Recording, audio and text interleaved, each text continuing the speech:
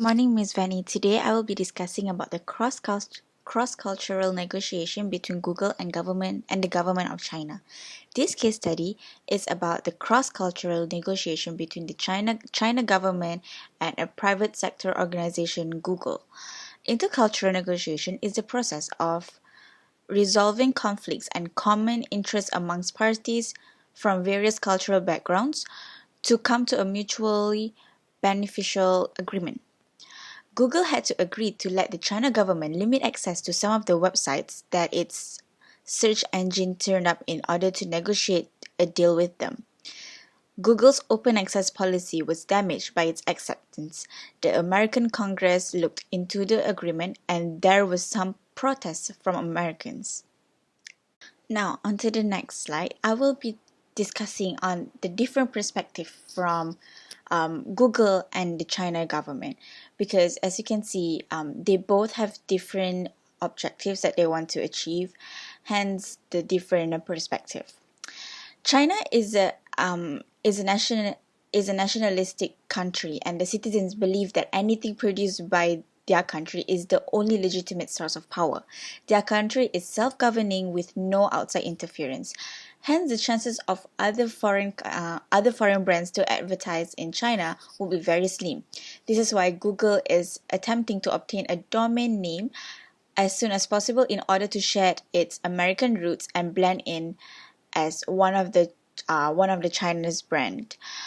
As a result, Google may have more profitable advertising opportunities to position themselves amongst Chinese users. However, Google's objectives weren't just for profit. Government regulation of the website through monitoring and filtering was one of their non-financial factor. The company resisted any interference that would impede a user's ability to retrieve information because its main objective was to satisfy users' expectations for instant gratification of their information needs. This was the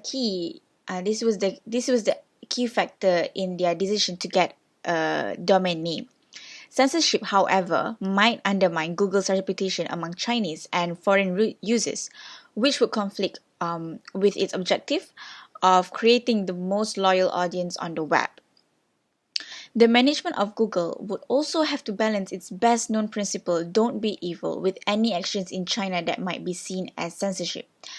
Google would undoubtedly face harsh criticism in the US for appearing to operate contrary to its principles if it agrees to the level of restriction demanded by the Chinese authorities. Now I will be discussing on China's perspective of approaching the negotiation. The documents made it apparent that the two parties would approach the negotiations with differing goals. China would concentrate on a number of different factors, whereas the Google team would be more concerned with profits and brand management. The Chinese government continuously worked to give its people and businesses and access to the best technology with the aim of establishing technological parity with the United States. Some Chinese engineers would have access to Google's confidential research technologies if it were permitted to register a Chinese domain name and establish a research and support facility sites in China. This access could reduce the brain drain and give Chinese citizens more employment opportunities. It was also obvious that China's leaders placed a high priority on the subject of internet regulation or censorship. They understood the value of having access to and using the internet for China's economic growth, but they also wanted to exercise some control over its influence. The government had long practiced a strategy of strong media control in order to suppress protests and restrict political opposition.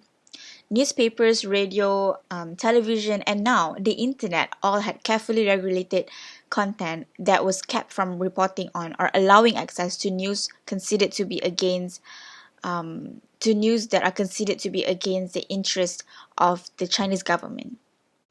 Now I will be discussing on ways Google uses to manage the negotiation between Google and China. So the Google team was serious about expanding their brand into China, but due to the government censorship laws and regulations, they were willing to violate its principle of don't be evil in order to gain approval in China. While the Google team would want to prevent evil acts, company policy mandated that it also adhere to local laws and regulations. So in order for them to although they didn't want to violate their principle, their company policy also said they have to follow a certain country's rules and laws to to work with them. Yeah. So Google cooperated with requests from authorities to remove some websites.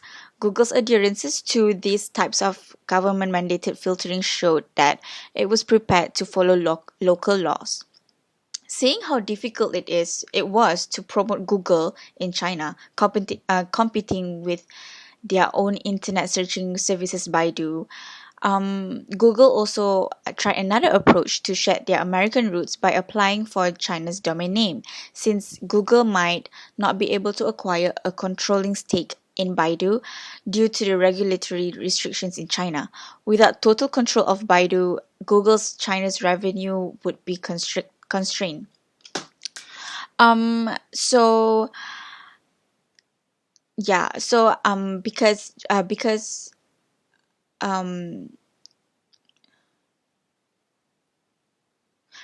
first Google wanted to work with China and through Baidu, because China already has their own internet services. So it was kind of hard for Google to promote themselves in China, because like I've mentioned before, in order for them to promote Google in China, they have to follow a certain rules. They have to adhere to the censorship and all that. And what Google really wants is to just provide the best information platform, to provide a platform that would provide informations that people wants from around the world. So when China wanted to do some censorship and all that, so it just beats their goals. It beats the purpose of their main goal. So because of that, they tried to work around it. Yeah. So since if they cannot replace Baidu, they tried to request for domain name so that they can like they can be on the same level as Baidu. Yeah. Now, for the reflection part, well, the most important one was how the team will be able to balance the company's morals with its financial goals. The representatives of the Chinese government tasked with negotiating with the Google team had their own worries, considering how far apart the two sides were on a number of crucial topics. Neither party was confident that a compromise would be struck. Understanding their objectives would need a thorough understanding of each other's concerns, opinions, and interests. Additionally, each side would need to comprehend how the cultural differences between them might affect how the negotiations turned out. That's all from me. Thank you.